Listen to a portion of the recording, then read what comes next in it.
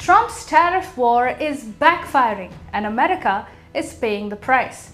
For Trump, foreign countries are paying the tariffs, but in reality, it's the US paying the largest share. Trump thinks arm-twisting friendly nations will pay off. Instead, he's committing a series of strategic blunders that will cost America in the long run. So what is happening? Who is really paying for Trump's tariffs, and what does this mean for the US? This is Shubhangi Sharma and you're watching Fine Point. Let's dive in.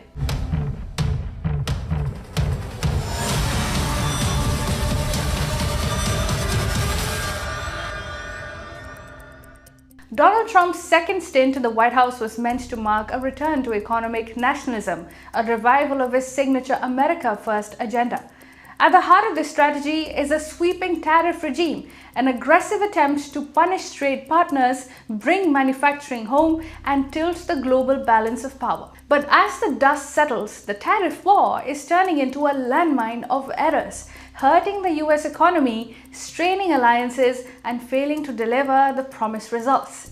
The US is now heading towards high inflation and slow growth. Now, Trump likes to say that tariffs are paid by foreign countries. The reality, though, is starkly different. Goldman Sachs estimates that the USA will pay 75% of the tariffs. So it is mostly American consumers and businesses that are footing the bill. US manufacturers, already stretched by high borrowing costs, are absorbing billions in added costs for imported components. Those costs are now trickling down to US consumers. As per Goldman Sachs, the American households will face an extra $5,200 annually in price increases. Inflation, which had cooled briefly, is rising again, with the consumer price index ticking up in response to the tariff shock. For now, it is American businesses that are paying for most of the tariffs, but they are very clear. They cannot eat these tariffs for too long as they risk going under. Soon, most of these tariffs will be paid for by the consumers. As per Goldman Sachs again, starting in the fall, as many of the higher tariffs threatened by Trump take effect, the consumer share of the tariff cost is expected to rise to 67%, while the share for US businesses will fall to 8%. And the remaining 25% will be absorbed by foreign exporters. So most of the tariffs will be paid for by US consumers. Now, the average US tariff rate has now climbed to 17%, a level which was last seen during the Great Depression. For a modern economy deeply tied to global supply chains, this is a red flag. From automobiles to pharmaceuticals, industries rely on foreign inputs.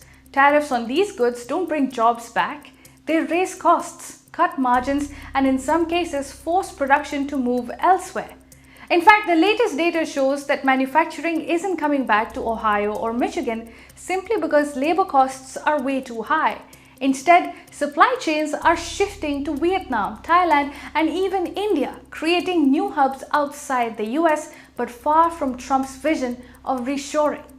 Moreover, Trump plans to collect hundreds of billions of dollars in tariffs to enrich his treasury so that he can in turn plan tax cuts and take some political mileage out of it.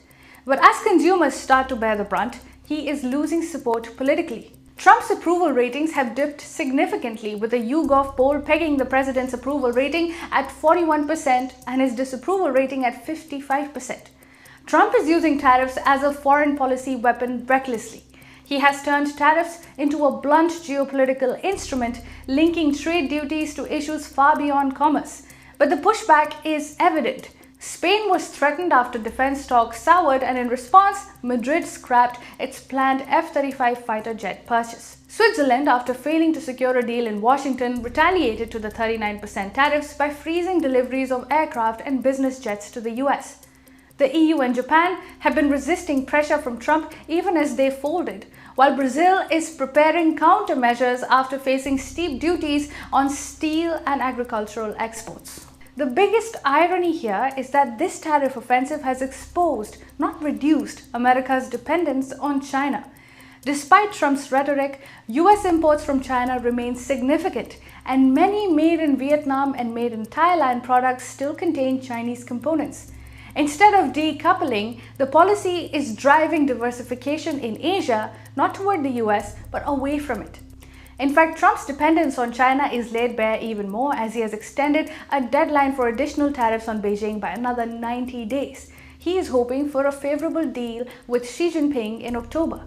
Trump is also yet to play the Russian oil card with China as he has done with India, even though China is the largest buyer of Russian oil ahead of India.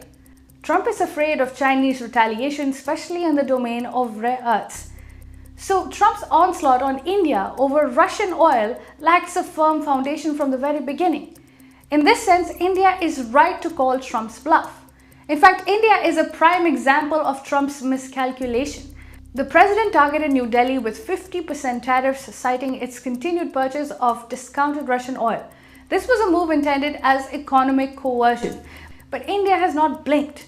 Instead, it is doubling down on the strategy of multi-alignment, strengthening energy ties with Russia, pursuing a reset with China, exploring deeper trade with Europe, including a crucial trade deal in the works, and signaling that no amount of tariff pressure will dictate its foreign policy.